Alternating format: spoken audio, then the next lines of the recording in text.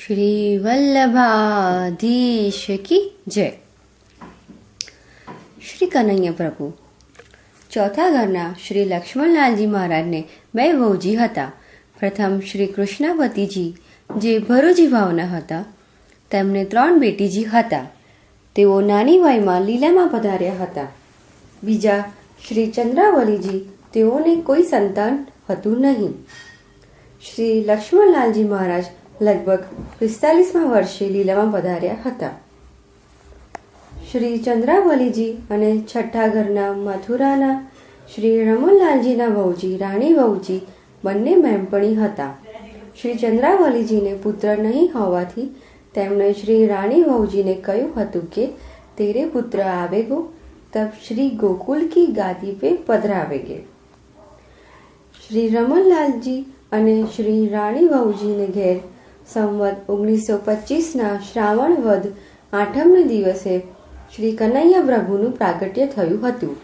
માત્ર 3 માસ અને 3 દિવસની વયમાં શ્રી કનૈયા પ્રભુને શ્રી ચંદ્રાવલીજીએ ગોદ લીધા હતા. તેથી સંવત 1926ના કારતક વદ 11ને દિવસે આપશ્રીનો પાટોત્સવ ઉજવાય છે.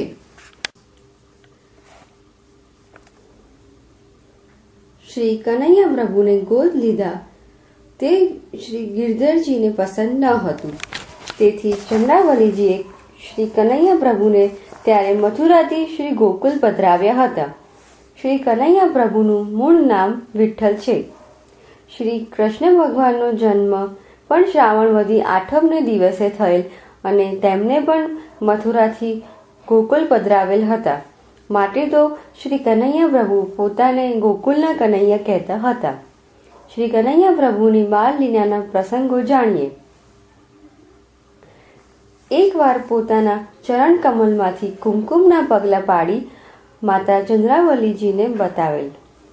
બીજા એક પ્રસંગમાં ખાખરાના પડિયામાં ઘી લઈ સળગતી સગડી ઉપર મૂકી પૂરીઓ તળી બતાવી. એકવાર બાલાસિનોરમાં તળાવના કિનારે બાળકો સાથે રમત રમતા માટીના લાડુ બનાવી તળાવમાં ફેંકતા તળતા હતા, જ્યારે બીજા બાળકોના લાડુ ફેંકતા ડૂબી ગયા હતા. આવી જ રીતે એક બોબડા બાળકને બોલતો પણ કર્યો. આ વાત જાણી ચંદ્રાવલીજીએ શિક્ષા આપતા કહ્યું કે બાબા, ऐसो समय में चमत्कार मत दिखाओ. શ્રી કનૈયા પ્રભુ 8 વર્ષના થયા ત્યારે ચંદ્રાવલીજીએ સ્વતંત્ર રીતે પોતાના કાર્યક્રમ ઘડવા લાગ્યા. સૌ પ્રથમ મથુરા, પછી ગુજરાતના વિવિધ સ્થળે અને ત્યારબાદ કાશી, પ્રયાગ, અડેલ, ચરણાટ વગેરે સ્થળે પધાર્યા. ચંદ્રાવલીજીએ આપશ્રીના વિદ્યા અભ્યાસ માટે પ્રબંધ કર્યો. આમ લગભગ 5 વર્ષ અભ્યાસમાં વીત્યા. ત્યારબાદ ચંદ્રાવલીજીએ આપશ્રીના લગ્ન શ્રી રાધા વહુજી સાથે કર્યા. પરંતુ 17 વર્ષની ભર જુવાનીમાં સંવત 1940માં શ્રી રાધા વહુજી લીલામાં પધાર્યા.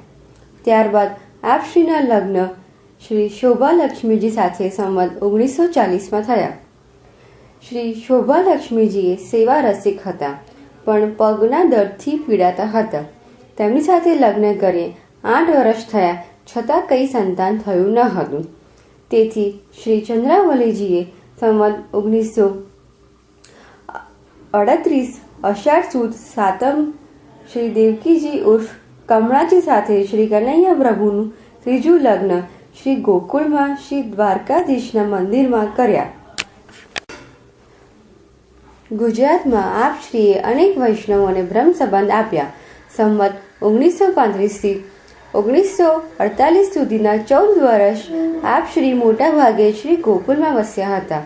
આ વર્ષો દરમિયાન આપશ્રીએ સેવા સાથે સાહિત્ય અને સંગીતનું જ્ઞાન પ્રાપ્ત કર્યું.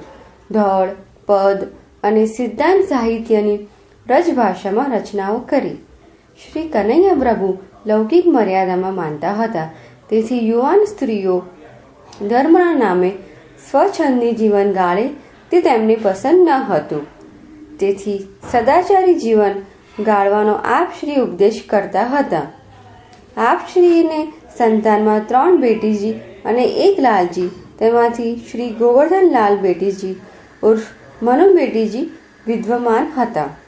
બાકીના 2 બેટીજી થોડા માસમાં વિદેય થયા હતા.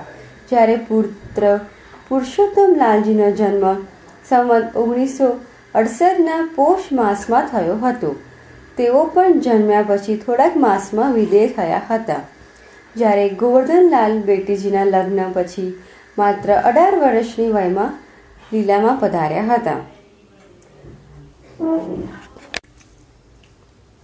પંચમ પીઠના અધિપતિ શ્રી દેવકીનંદના ચાર્યાજીના એકના એક પુત્ર શ્રી વલ્લભલાલજી જન્મ સંવત 1948ના અષાઢ સુદ ત્રીજને ચોથી ગાદીમાં ગોદ લીધા.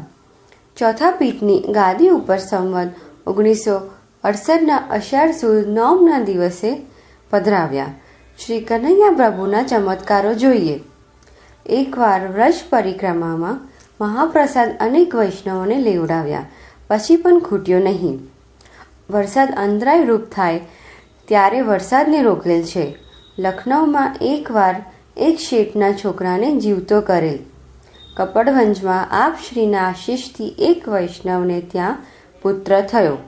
રામગઢમાં એક કુંભારની વસુકી ગયેલ ગાયને દોહીતો ગાયે 1 લોટો ભરાય તેટલું દૂધ આપ્યું.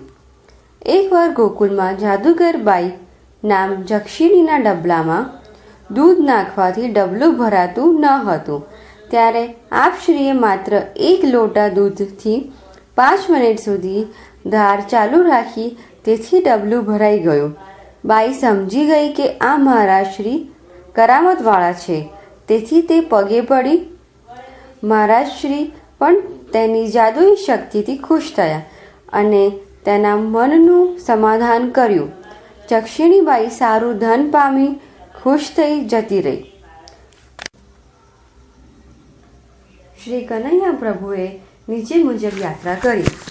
મધ્યપ્રદેશમાં જબલપુર, ચંપારણ, અમરાવતી, નારાયણ, બુરાનપુર, મુઝફરાબાદ, કાશી, ઉમરાવતી, દક્ષિણમાં હૈદરાબાદ, જગન્નાથપુરી, બેજવાડા, મંગલગિરી, મદ્રાસ, બાલાજી, કોચીન, શ્રીરંગજી, દ્વારકા.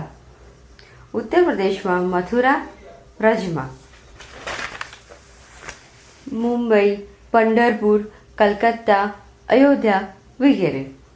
ગુજરાત પ્રદેશમાં વાડાસિનોર, સેવાલિયા, ઉમરેઠ, મેનપુરા, રામપુર, ડાકોર, દેવગઢ બારિયા, ગોધરા, વીરપુર, મોડાસા, ધનસુરા, દહેમાઈ, વડાગામ, સાકરિયા, માલપુર, દહેગામ, બાકોર, પાંડારવાડા, મેઘરજ, લુણાવાડા, સંતરામપુર, માલવણ, ઝાલોદ, દાહોદ, હાલોલ, સાવલી, કપડવંજ, આંતરસુબા, ખડાલ, અમદાવાદ, ખેડા, માતર, ભરૂચ, સુરત, કડી. રાજસ્થાન પ્રદેશમાં ભરતપુર, બિકાનેર, જોધપુર વગેરે વગેરે સ્થળોએ આપશ્રી પધાર્યા હતા. સંવત 1967થી 68માં એમ 2 વર્ષ આપશ્રીએ વસંતનો મહામહોત્સવ કર્યો. તેવી રીતે ફાગણ સુદ 13એ ભવ્ય મનોરથ નિજ મંદિરના ચોકમાં કર્યો. આપશ્રીની નરમ તબિયત જોઈને વૈષ્ણવો વિનંતી કરતા કે રાજ, આપને બહુ શ્રમ પડે છે, છતાં આપશ્રી આવા ભવ્ય મનોરથો કરો છો, તે અમારાથી જોઈ શકાતું નથી. તેથી આપશ્રીએ કહ્યું કે આ છેલ્લો મનોરથ છે, માટે કોઈનું મન દુભાવશો નહીં. આ લીલા ફાગણ માસ સુધી જ છે, પછી સમેટી લઈશ. પછી જે કરવું હોય તે કરજો. સંવત 1968 ફાગણ વદી 14 રવિવારે શ્રી વલ્લભલાલજી મહારાજ શ્રી આપશ્રીને મળવા પધાર્યા. તેથી આપશ્રીએ કહ્યું કે આપ યહાં બિરાજો. ત્યારે વલ્લભલાલજીએ કહ્યું, મેં યહાં આપકે પાસ હું, એમ કહી મથુરા પધાર્યા. પણ થોડા કલાકમાં આપશ્રીના દેહના ચિહ્નો બદલાવા માંડ્યા. ત્યારે શ્રી વલ્લભલાલજી તરત મથુરાથી ગોકુલ પાછા પધાર્યા અને આપની પાસે હાજર થયા. ત્યારે આપશ્રીનો આત્મા નિત્ય લીલામાં પધારી ગયો. આમ આપશ્રી 42 વર્ષ 7 માસ અને 6 દિવસનું આયુષ્ય ભોગવી નિત્ય લીલામાં પધાર્યા.